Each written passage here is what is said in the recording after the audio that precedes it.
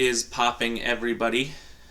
Bailey Strasser here, and honestly, I can't believe I'm already making another video within the same week, obviously, because Packers have already played 2 games this season and have dominated in both of those games. They are 2-0 for the first time since 2020, off to a great start. And that's really what you want to start. I mean, I know they were home games, but the home crowd and the fans and everything that was there, we just seemingly knew how to, we were dominating. I think it was definitely something, it was great to see. I feel like our defense right now is playing at the level of how our defense was in like 2009 and 2010. And then ever since then, our defense has just been terrible. This is the best I think I've seen it. I mean, our pass rush was outstanding, and the big thing that really amazed me with when I watched this game. Now, I did not really get to watch the full game yesterday. I only watched the end, so that's why I did not make a reaction video. I wanted to obviously watch the whole game so I could get my thoughts. I was at work, so obviously I watched whatever I could of it last night and this morning before I could make a video. That's why it's coming out today. But I guess it's fine. It would have had to stay up late anyways. But this is the same exact way. You start fast-paced, and then you rely on the defense to hold on to your game. That is how the Packers have played both those weeks, and that is exactly how you want to start your season. You played 2 of the best teams, and I don't know. Obviously, I won't say anything about the Commanders yet, but yeah, because obviously, yeah, last year was a hot year for Jaden Daniels. But again, Detroit Lions and the Commanders were 2 playoff teams last year, and you managed to beat both those teams and not just like it was a close game. You technically beat those teams when it really. Yes, I know Washington scored both of their touchdowns in the. They scored both touchdowns in the fourth quarter, but again, Packers I feel like dominated this game, and in the best way. If they play like this all year, there's a huge chance that I can have a lot of faith going forward. I feel like this team could really be good. And that's the thing. The only thing that happened was, yeah, there were some penalties that I might have not thought that really could have been called. Especially the one on Jaden Reed where he scores a touchdown. And that got called back because Anthony Belton was holding. Yes, that wasn't the greatest call, but again, I hope he learns from that. But most importantly, he got injured too. And unfortunately, it was revealed that he has broke his collarbone. He's going to be out probably 6 to 8 weeks. I'm assuming he's getting surgery today. But that's probably going to refrain until maybe November. But at the same time, so many people, our wide receiver room is so deep right now, anybody can probably step up and contribute. And that's what's really important. We got 2 rookies. They didn't get any catches today. They only had Golden 2 carries 15, Savion Williams 2 carries 24. They kind of contributed them in jet sweeps and Wildcat. But other than that, they didn't really get any catches. But I'm hoping those 2 can really get into the system. You got Romeo Doubs, you got Malik Heath even who can contribute, Dontayvion Wicks. Tucker Kraft is really going to have an all-pro year. I'm assuming McCall Hardman's going to get called up, and he's a veteran receiver as well. And you got to respect it. Anybody can contribute. That's what's really important. Love, 1931, 292, 2 touchdowns, 113.9 quarterback rating. 3 carries for 12 yards, even though he really technically had the one where he loaded his shoulder and took out a defender. The other 2 were kneel downs to end the game. That was good. Josh Jacobs has continued his touchdown game streak. 23 carries, 84 yards, and a tutty.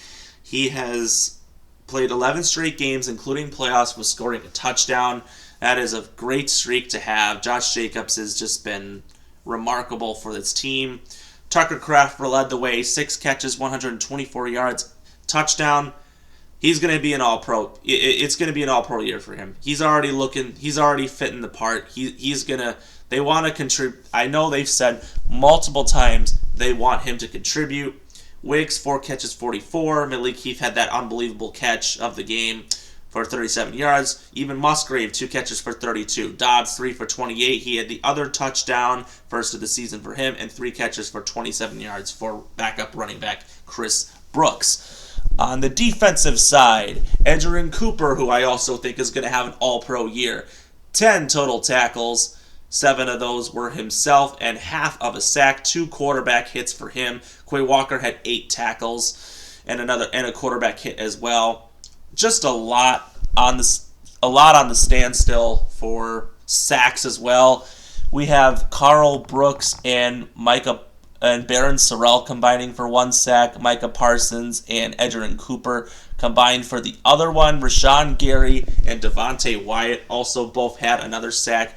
Technically 4 sacks in the game for him completely. Apparently the stat sheet didn't count it for yet, but I guess Parsons had 7 pressures in this game, which is outstanding, seeing we were really getting to him.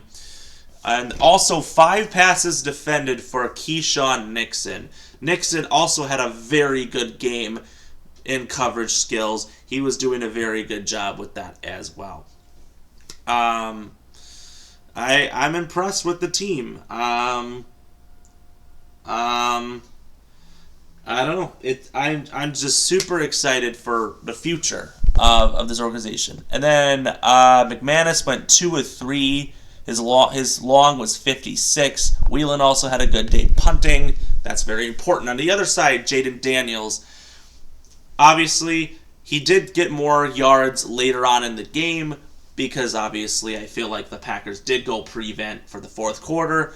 24 of 42, 200 yards, 2 touchdowns for Jaden Daniels. Quarterback rating of 85.4, 7 carries for 17 yards. Running backs, Ja'Cory Krosky-Merritt, the rookie, I'm assuming, 4 carries for 17 yards. Austin Eckler had 8 carries for 17 yards and 2 catches for 7.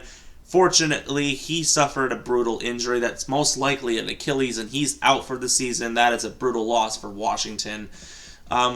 Zach Ertz, 6 catches for 64 yards, touchdown. Terry McLaurin, 5 for 48. Deebo Samuel, 7 for 44, and a touchdown.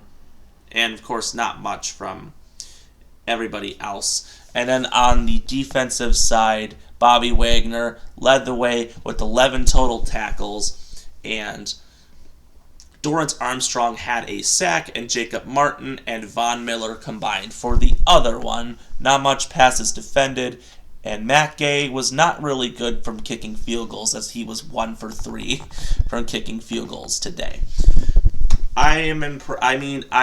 I think it's very important to know the Packers are off to a really strong start, and I'm glad. You're going to get a couple extra days of rest because, obviously, our next game is in Cleveland. It's our first road game of the season. Everybody anticipates this to be a win at this point, knowing that you defeated 2 dominating powerhouses.